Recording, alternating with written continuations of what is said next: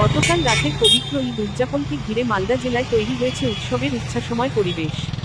ঈদের আনন্দ ভাগ করে নিতে জেলার বিভিন্ন প্রান্তে বিশেষ সাজসজ্জায় সেজে উঠেছে মুসলিম অধ্যুষিত এলাকা।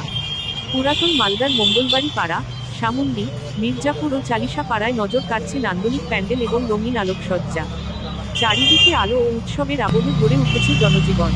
সব মিলিয়ে ঈদকে কেন্দ্র করে গোটা মালদা জুড়ে বিরাজ করছে আনন্দ ও সম্প্রীতির এক উজ্জ্বল ছবি।